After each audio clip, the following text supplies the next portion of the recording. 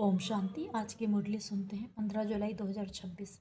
मीठे बच्चे, योग बल से ही आत्मा की कट निकलेगी, इसलिए योग में कभी भी गफलत नहीं करो। प्रश्न है, बाप ने बच्चों को बेहद का वर्षा लेने की कौन सी युक्ति बताई जिसमें माया चारों तरफ विघ्न डालती है। उत्तर, बाबा ने युक्ति बताई, बच्चे तुम ब्रह्मा कुमार कुमारियाँ, एक बाप के बच्चे, आपस में भाई बहन हो। तुम कभी क्रिमिनल एसार्ट नहीं कर सकते, भाई बहन विकार में नहीं जा सकते। तुम्हें शिव बाबा के मत पर चलकर बेहद का वर्षा लेना है, परंतु माया कम नहीं है, चारों तरफ इसमें ही विघ्न डालती है। हम भाई बहन एक बाप से वर्षा लेते हैं या भूल जाते हैं। गीत, तुम्हें पाके हमने जहाँ पा लिया, कभी जमी कभी आसमां पा लिया। ओम शांति। गीत का एक अक्षर ही काफ़ी है। बच्चे जानते हैं बेहद के बाप से बेहद का वर्षा मिलता है और कल्प कल्प मिलता है।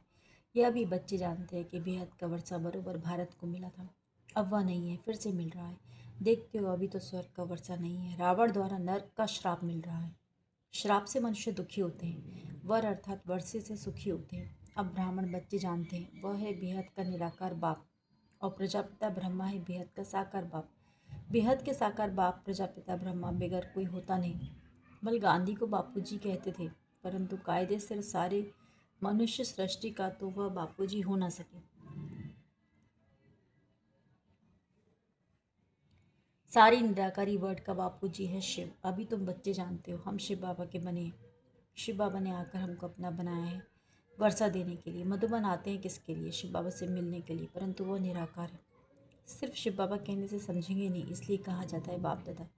शिव बाबा और ब्रह्मा दादा, दादे का नाम अलग है, बाप का नाम अलग है। वह निराकार सबका बाप भी है, सबका दादा भी है। सब बच्चों को बाप दादा से वर्षा मिलता है जरूर। बेहद के बाप से सबको वर्षा मिलता है। वह बाप भी सबका दुख हरता सुख करता है। सतयुग में कोई भी मनुष्य दुखी हो ना सके। नाम है स्वर्ग। वह हेवन स्थापन करने वाला गॉडफादर। भारत सबसे पुराना है तो जरूर सबसे नया था, तब तो अभी सबसे पुराना हुआ है। सतयुग कलयुग भारत को ही कहा जाता है, बरोबर भारत स्वर्ग था। यह लक्ष्मी नारायण राज्य करते थे।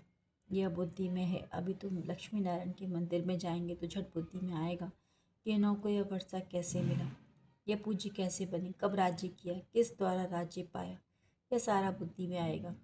आगे लक्ष्मी नारायण के मंदिर में जाते थे, माला फेरते थे, ऑक्यूपेशन का कुछ भी पता नहीं था। अभी सिर्फ तुम्हारी बुद्धि में है, सो भी नंबर 1।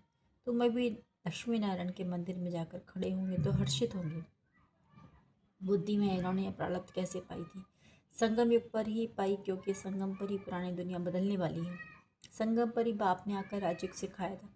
यह भी जानते हो बहुत जन्मों के अंत के जन्म में बरोबर यह ब्रह्मा था। ब्रह्मा द्वारा विष्णुपुरी की स्थापना होती है। यह लक्ष्मी नारायण ही अगले जन्म में बरोबर ब्रह्मा सरस्वती थे। ब्रह्मा के साथ ब्राह्मण ब्राह्मणियाँ भी होंगी। सतयुग में लक्ष्मी नारायण की राजधानी थी ना, जरूर प्रजापिता भी होगा। तुम जानते हो हम पुरुषार्थ कर रहे हैं। जिन्होंने कल पहले पुरुषार्थ किया है वह हम साक्षी हो देखते हैं। एक होता है राजाई घराना, दूसरा होता है प्रजा घराना। उसमें भी कोई बहुत साहूकार होते हैं, कोई कम। राजाओं में भी कोई बहुत साहूकार, कोई कम साहूकार होते हैं। तुम लक्ष्मी नारायण के मंदिर में किसको भी समझा सकते हो कि इन्होंने यह राज्य कैसे पाया। अब फिर से वही अपना राज्य भाग ले रहे हैं, राजधानी स्थापन हो रही है। कितना सहज है। अम्बा कौन है यह भी नहीं जानते। तुम कहेंगे यह तो जगत अम्बा है, कल पहले भी जगत अम्बा प्रजापिता जगत पिता थे, उन्हों के बच्चे हम थे। संगम पर बाबा राजयोग सिखा रहे हैं। जगत अम्बा के बच्चे भी ढेर हैं, परंतु इतने सभी को तो बिठा नहीं सकते। अभी तुमको ज्ञान का तीसरा नेत्र मिला है। बाप ज्ञान का सागर है तो जरूर बच्चों को ज्ञान ही देंगे। उनको ना मनुष्य ना देवता कहा जाता है, उनको परमात्मा ही कहा जाता है। तुम कोई के भी मंदिर में जाओ तो उनकी बायोग्राफी बता सकते हो। राम के लिए भी तुम समझा सकते हो। चंद्रवंशी घराना भी स्थापन हो रहा है। ब्रह्मा द्वारा ब्राह्मणों का भी धर्म स्थापन होता है।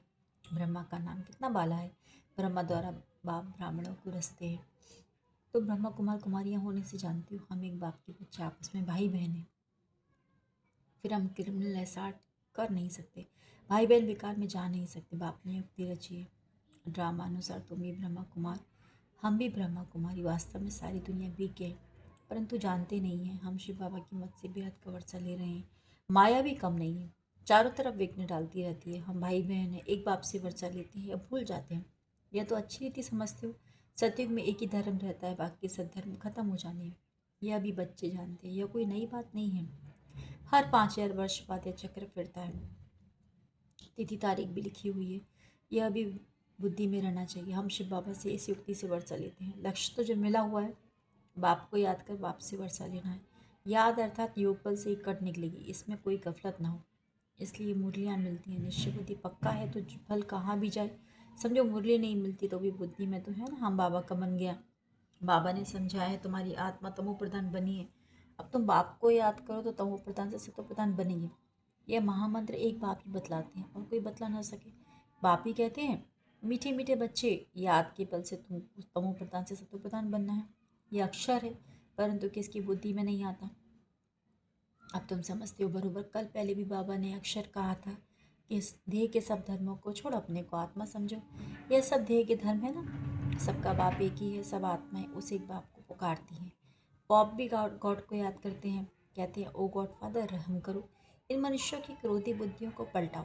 तो ये आपस में लड़े नहीं, याद तो बाप को ही करेंगे ना, और कोई को याद नहीं करेंगे। शिव बाबा को ही पुकारते हैं कि आकर पतितों को पावन बनाओ। पावन बनेंगे फिर तो इस छीची रावण की दुनिया में रह नहीं सकेंगे। फिर जरूर नई दुनिया चाहिए। कलयुग से बदलकर सतयुग तो होगा ही ना, परंतु इतना भी नहीं समझते। एक डॉक्टर आया था, कहता था कलयुग तो कलयुग ही चलेगा। अरे सदैव कलयुग ही कैसे चलेगा? कलयुग कोई अच्छा है क्या? समझते थोड़ी हैं, सिर्फ भावना है। औरों को ले आते हैं, उनको तीर नहीं लगता। और कोई आने वाले को तीर लग जाए तो भी कुछ ना कुछ दलाली मिल जाएगी। स्वर्ग में तो आ जाएंगे। बाप से थोड़ा भी आकर सुनते हैं तो वे स्वर्ग में जरूर चले आएंगे। फिर भी हेवनली गॉडफादर के सामने आकर बैठे, बाप समझाते हैं मैं सबका बाप हूँ ना। कोई मानते नहीं कि शिव बाबा कैसे आएगा। अरे आत्मा आ सकती है तो मैं क्यों नहीं आऊँगा? आत्मा एक शरीर छोड़ दूसरे में जा सकती है तो मैं नहीं आ सकता हूँ क्या? नहीं तो मैं कैसे आऊँ? पुकारते भी हैं पतित पावन बाबा, आकर पतित से पावन बनाओ। बाप कहते हैं मैं आता ही भारत में हूँ। कल्प कल्प के संगम पर एक ही बार आता हूँ। तुम जब 84 जन्म पूरे करते हो तो मैं आता हूँ। तुम बच्चों को निश्चय बाबा आया है फिर से वर्षा देने। बाप कहते हैं मेरा धंधा ही है पुरानी दुनिया को बदल नई दुनिया स्थापन करना। इसलिए गाया हुआ है, नई दुनिया की स्थापना, पुरानी दुनिया का विनाश। फिर तुम पालना करेंगे। रोशनी मिली है ना। काली का मंदिर देखेंगे तो समझेंगे झूठा चित्र है। काली बरोबर जगदम्बा है, परंतु ऐसे भयानक रूप नहीं है। बंगाल में काली के आगे बलि चढ़ाते हैं, परंतु जानते कुछ नहीं। जगदम्बा के मंदिर में लाखों आते हैं। सदैव जैसे मेला ही है। छोटी सी मूर्ति रखी है ना, नाम रख दिया है जगदम्बा। अब जगदम्बा तो एक होनी चाहिए। सिंध में काली का मंदिर कैसे बनाया था? एक बार किले में एक बम फटा तो एक फकीर ने कहा काली माता गुस्से हुई है, बस उसने जाकर वहाँ काली का मंदिर बना दिया। अब काली है कौन? कुछ भी नहीं जानते। तुमको अब नॉलेज मिली है, ऐसी कोई चीज़ नहीं जिसको तुम ना जानो। समझते हो बाबा से वर्षा ले रही हैं तो पूरा पुरुषार्थ करना चाहिए ना। पहले नंबर का दुख तब शुरू होता है जब कुमार कुमारी शादी करते हैं। तुम तो शादी करने का कभी ख्याल भी नहीं आना चाहिए। अब बाप कहते हैं रावण राज्य खत्म होना है। यह विकारी गृहस्थ आश्रम, गृहस्थ व्यवहार, यह विकारी गृहस्थ व्यवहार देवी देवताओं के लिए गाते रहते हैं। ये किसको पता नहीं है कि इन देवताओं को निर्विकारी बनाने वाला कौन है? सत्य के संपूर्ण निर्विकारी दुनिया। शास्त्रों में फिर दिखा दिया है कि वहाँ भी विकार थे, परंतु वह तो है ही वाइसलेस वर्ड, विकारी दुनिया। और निर्विकारी दुनिया में कितना फर्क है, यह बातें और किसकी बुद्धि में नहीं है। तुम जानते हो इन लक्ष्मी नारायण का जब राज्य था तो कितने थोड़े मनुष्य थे। एक ही धर्म था, फिर वृद्धि को पाया है। चक्र भी पूरा लगाना पड़े तब कहेंगे पूरी पृथ्वी पर चक्र लगाया। समुद्र का तो चक्र लगा ना सके। सतयुग में थोड़े हैं तो कितनी थोड़ी जमीन लेते हैं। अब मनुष्य सृष्टि की हद पूरी होनी है। ऊपर में थोड़ी आत्माएं जो हैं वह भी आती रहती हैं, मनुष्य बढ़ते ही रहते हैं। जब वहाँ से भी आत्माएं आना पूरी हो जाएंगी, तुम कर्मातीत अवस्था को पाएंगे। फिर आत्मा को शरीर छोड़कर जाना है। तुम्हारा आना, उनका आना और तुम्हारा जाना होगा। उनका आना होगा और तुम्हारा जाना होगा। थोड़े थोड़े आते रहते हैं। समझ की बात है ना। हम पहले पहले जाकर वहाँ रहेंगे। हमारी होती कोई रहना नहीं चाहिए। यह विस्तार की बातें हैं। बच्चों को फिर भी बाप कहते हैं अच्छा अपने प्यारे बाबू को याद करो, तुमको फ़ायदा है बाप को याद करने में। यह हिस्ट्री ज्योग्राफी तो मनुष्य बहुत पढ़ते हैं, बहुत दूर दूर जाते हैं, मून में भी जाते हैं। यह है साइंस का घमंड। अति में जाते हैं। मून में कुछ खड़ा थोड़ी है, तुम तो सूर्य चांद से भी पार जाते हो। यह नॉलेज तुम्हारी बुद्धि में अभी है। समझते हो ड्रामा प्लान अनुसार बाबा ये सब बतलाते हैं। बाप ही कहते हैं मैं तुमको पतित से पावन बनाता हूँ। यह मेरा पार्ट है। भक्ति मार्ग मार्ग में भी है तुम हमारा पार्ट है तो ड्रामा ना। जैसे तुम पार्टधारी हो मैं भी पार्टधारी हूँ। मेरा काम है तुमको पतित से पावन बनाना। जो कुछ करते हैं तो उनकी महिमा होती है ना। ये लक्ष्मी नारायण की कितनी महिमा है, परंतु उनको ऐसा लायक किसने बनाया? यह सुखधाम के मालिक थे। अभी तो अनेक प्रकार के कितने दुख हैं। आज कोई मरा, झगड़ा हुआ, भले किसके पास लाख लाख करोड़ पदम है, परंतु अगर कोई बीमारी आ जाती है तो क्या करेंगे? मिर्ला के पास कितने पैसे हैं, एक जन्म में पैसा देखने में आता है, परंतु ऐसा कोई नहीं जिसको दुख नहीं हो।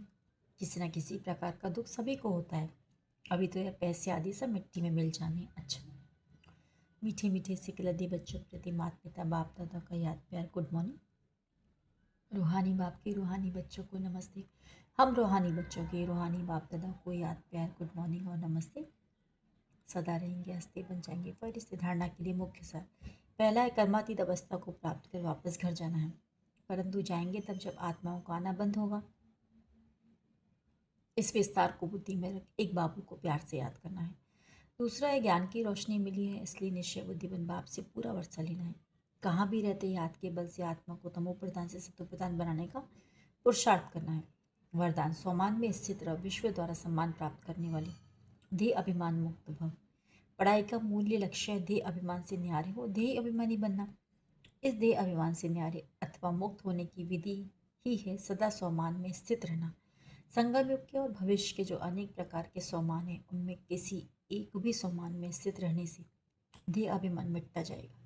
जो सोमान में स्थित रहता है उन्हें स्वतः मान प्राप्त होता है। सदा सोमान में रहने वाले ही विश्व महाराजन बनते हैं और विश्व उन्हें सम्मान देती है। स्लोगन जैसा समय वैसा अपने को मोल्ड कर लेना, यही है रियल गोल्ड बनना। जैसा समय वैसा अपने को मोल्ड कर लेना, यही है रियल गोल्ड बनना।